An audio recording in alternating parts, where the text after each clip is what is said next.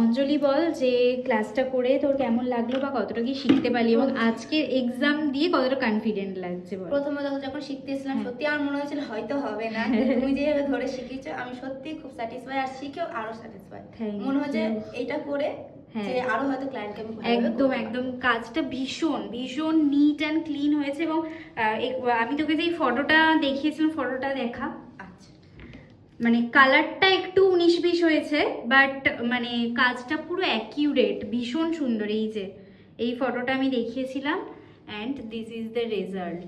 ভীষণ সুন্দর কাজ হয়েছে এবং সবথেকে বড় কথা হচ্ছে কাজের ফিনিশিং, যেটা খুব ইম্পর্টেন্ট, যেটা আমি ডে 1 থেকে সবাইকে বলতাম যে যাই করো না কেন হাবিজাবি কাজ করবে না, নিট অ্যান্ড ক্লিন কাজ করবে, তাহলে কিন্তু দেখতে সুন্দর লাগবে। এবং প্রত্যেকটা জিনিস এবং সবথেকে ইম্পর্টেন্ট এই কিউটিক্যাল এরিয়া অ্যান্ড অল, এগুলো ভীষণ ফ্রেশ লাগছে।